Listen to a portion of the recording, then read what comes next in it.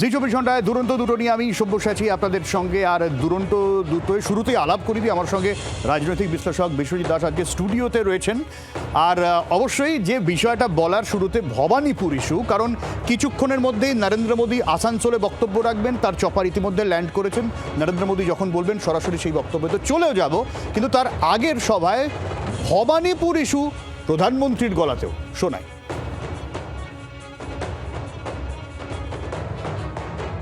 मेदिनीपुर ने नंदीग्राम ने 5 साल पहले बदलाव की राह दिखाई थी।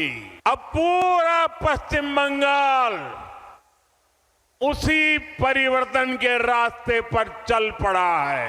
जो कमाल 5 साल पहले नंदीग्राम ने किया था, इस बार वही हाल भवानीपुर में भी होने जा रहा है, पूरे बंगाल में होने जा रहा है। কমলাক্ষ রয়েছেন আমাদের প্রতিনিধি সরাসরি। কমলাক্ষ, তার মানে বিজেপির একেবারে শীর্ষ নেতৃত্ব প্রত্যেকেরই ফোকাস ভবানীপুর।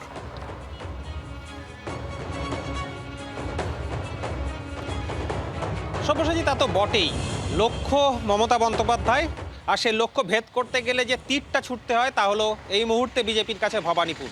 বিজেপির শীর্ষ নেতৃত্ব যারাই বাংলায় আসছেন তাদের বক্তব্যে আমরা বারবার ভবানীপুর প্রসঙ্গ শুনছি, শুভেন্দু অধিকারীর প্রসঙ্গ শুনছি। আজকেও প্রধানমন্ত্রী কিন্তু তার অত্যুক্তি করেননি।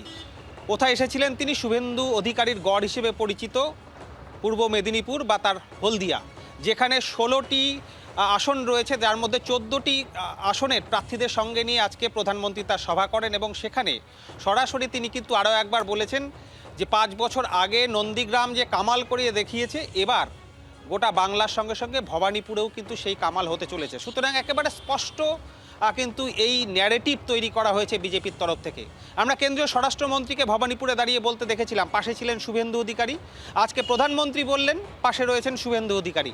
সুতরাং শুভেন্দু অধিকারীকে একেবারে পোস্টার বয় হিসেবে দেখিয়ে বাংলায় ভবানীপুরকে ফের আরও একবার ভবানীপুরে শুভেন্দু অধিকারী তিনি জয় ছিনিয়ে আনবেন এই প্রত্যয় রেখে। তুমি কমলাক্ষ সঙ্গে থাকো। অমিত শাহর কথা উঠলো। অমিত শাহ বাংলায় 270-এর টার্গেট দিয়েছিলেন এবং একটা শর্টকাটের কথা বলেছিলেন, সেটাও ভবানীপুর। सीट तक जाएंगे तब परिवर्तन होगा, ठीक है ना?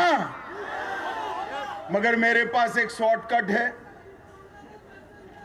अगर भवानीपुर वाले एक ही सीट जिता दे तो परिवर्तन अपने आप हो जाएगा। আমি এই জায়গা থেকে বিশ্বজিৎবাবুর কাছে যাবো। বিশ্বজিৎবাবু, তার মানে নন্দীগ্রামে যে ধাক্কাটা গতবার দেওয়া গিয়েছিল, ভবানীপুরে যদি একই ধাক্কা দেওয়া যায়, মমতা বন্দ্যোপাধ্যায় কি পলিটিক্যালি অপ্রাসঙ্গিক করে দেওয়ার চেষ্টা, সেই জায়গা থেকে এই ধরনের বক্তব্য, এই ধরনের টার্গেট? দুটো জিনিস ইম্পর্টেন্ট, যে মমতা বন্দ্যোপাধ্যায় গতবার হেরে যাওয়ার পরেও আবার মুখ্যমন্ত্রী হয়েছেন জিতে এসে।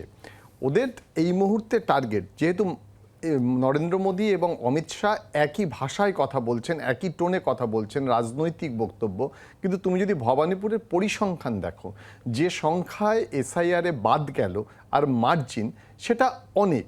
কিন্তু এই মুহূর্তে দাঁড়িয়ে ভবানীপুরটা যেহেতু ভরকেন্দ্র এই রাজ্যের, সুতরাং তৃণমূল কংগ্রেসও যেমন এখানে গুরুত্ব দিচ্ছে, বড় ম্যাচে যেমন ম্যান মার্কিং হয়, ঠিক এখানে রিজিয়ন বা অঞ্চল ধরে ধরে মার্কিং করা শুরু হয়েছে এবং কাদের ভোট কতটা সেটা মাপা হচ্ছে। ওই রাজনৈতিকভাবে দেখতে গেলে পাখির চোখ এটা করছে একেবারে ভারতীয় জনতা পার্টি, কারণ জানে যে এই মুহূর্তে নন্দীগ্রামে শুভেন্দু অধিকারীর সব থেকে কাছের মানুষ, রাজনৈতিক কর্মী, সংগঠক, তাকে নিয়ে এলো তৃণমূল কংগ্রেসে, তাকে প্রার্থী করলো। সুতরাং ওখানে যেমন একটা কম্পিটিশন, সেই কম্পিটিশনের সঙ্গে সঙ্গে ভবানীপুরে একটা মনস্তাত্ত্বিক চাপ তৈরি করা তৃণমূল কংগ্রেসের উপর, এটা হচ্ছে রাজনৈতিক একটা মনস্তত্ত্ব বা পলিটিক্যাল। আচ্ছা, আমি এই জায়গাটাতেই আসবো। মমতা বন্দ্যোপাধ্যায় কিন্তু চ্যালেঞ্জ ছুড়ে দিয়েছিলেন পাল্টা ভবানীপুর নিয়ে, শোনাই। এত ভোটার বাদ দিয়েছেন কেন? উকুনের মতো বেঁধেছে। কোনটা কোনটা তৃণমূলের সিট, ওখান থেকে 20-30 হাজার বাদ দাও। আমার কনস্টিটিউশন 40 হাজার বাদ দিয়েছে। আমি বললাম মাত্র 40 হাজার বাদ দিলি কেন? 1 লাখ দে না, যদি 50 হাজার থাকে তার মধ্যে জেনে রাখবে। আমি এই জায়গা থেকে বিশ্বজিৎবাবু খুব সংক্ষেপে আসবো যে বিষয়টা, দেখুন শুরুতে যখন এটা ঘোষণা করা হলো শুভেন্দু অধিকারী ভবানীপুরে যোগ দেবেন, আমরা এটা ভেবেছিলাম যে মমতা বন্দ্যোপাধ্যায় যেখানে তিনি দাবি করে থাকেন গোটা বাংলায় তিনি একা প্রার্থী, তাকে ভবানীপুরে আটকে রাখা যাবে, বাকি জায়গায় তিনি থাকতে পারবেন না। অথচ বাস্তবে দেখছি উল্টোটা, মমতা বন্দ্যোপাধ্যায় বিভিন্ন জায়গায় সভা করছেন, ভবানীপুরে শুভেন্দু অধিকারী দুর্দান্ত প্রচার চালাচ্ছেন, কিন্তু সেখানে ফিরহাদ হাকিম তার হয়ে ব্যাটটা ধরেছেন। বাংলার আওয়াজ, বাঙালির আবেগ, জি 24 ঘন্টা।